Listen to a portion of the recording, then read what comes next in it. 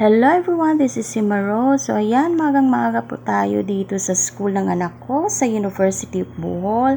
Dahil stage ma'am po tayo, ayan, magbibigay support po tayo sa event ng anak ko this morning. So ayan, papunta na po ako sa location kung saan gaganapin yung event. O ayan, nandito na po ako ngayon sa loob ng IMC ng university. So ayan, nakikinood ako ngayon dahil itong naabutan ko is Fight for Third po ata, yung College of Criminal Justice and ang College of Pharmacy. So sila po yung naglalaro at ayan, andito tayo habang nakikinood tayo, nakikimarites na rin.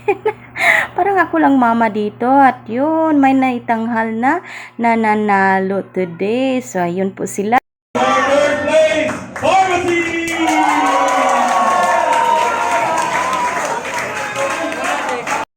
Ayan na po, next na po ang tournament ng aking anak kasama yung buong team po nila. So yan, ready na po sila at talagang ako nakikinood lang talaga ako dito at medyo naintindihan ko na talaga yung laro nila. Konti lang po. At dito maririnig natin yung hiyawan po no, mga cheerer po dito, yung mga ka-department po nila. O yan, ako, napapahiyaw talaga sila. At ako na rin, napapahiyaw na rin ako dito. Naku, kabang-kaba ako nanonood dito sa audience.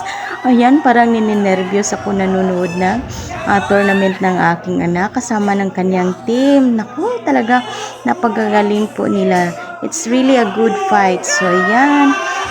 Hintayin natin kung sino ba talaga yung ipoproclaim na mananalo ngayon. Pero I'm sure, kampanting-kampante ako. Yung team ng anak ko, yung mananalo. I'm sure. Positive thinking po tayo. Ayan, may nanalo na po. Ayan, congratulations si Tafa. So, sila po yung tinanghal na champion for this year. Code M for esports category. So, ayan, pangalawang medal na po, gold medal ng anak ko sa kanyang sinasalihan this year. So, ayan, congratulations po ulit. At after the game, players show how good sports they are. So, good sportsmanship is important because it makes competitive play more enjoyable for everyone.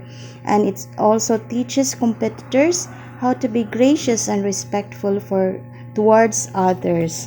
So, yun lang po at hanggang sa next na laro po nila. Yan.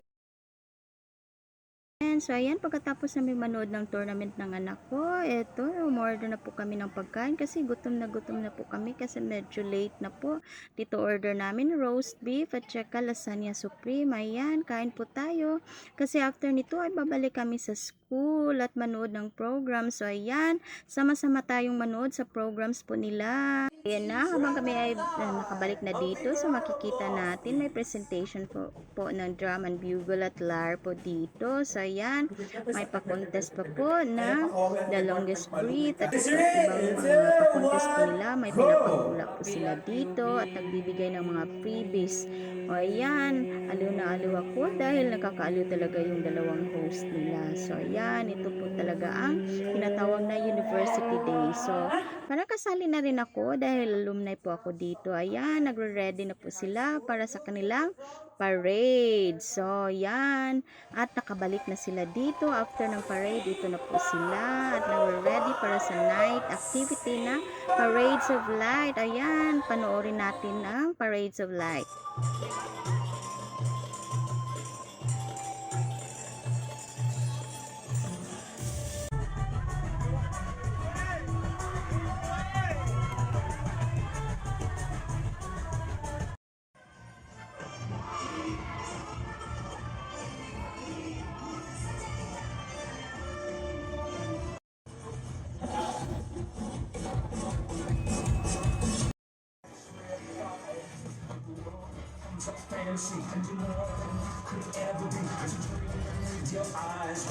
O ayan na, ang itinanghal na winner ay ang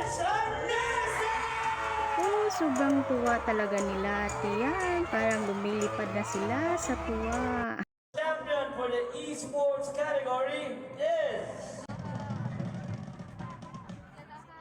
from the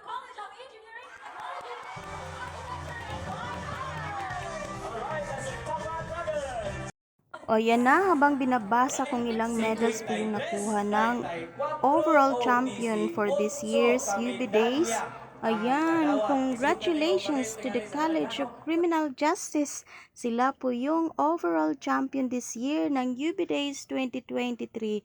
Ayan, laking tuwa po nila at yun nagtatapos po ng fireworks display. O yan, kaya sayang lang kasi lobat na po yung cellphone ko. Picture lang pong nakuha ko. Ayan, nakakaliw po tingnan yung iba't ibang kulay ng kanilang fireworks display. Ayan, ako, tuwang-tuwa ako at para akong bata nanonood ng fireworks. Ayan, pagkatapos po nito ay may pa-foam party po. Ayan, makikisama tayo sa party. It's party time!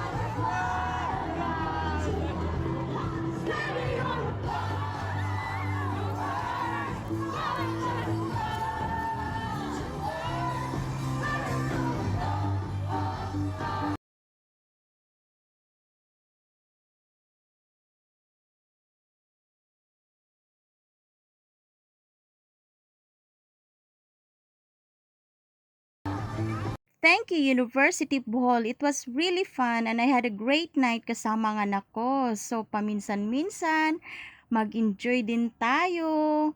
Huwag puro trabaho.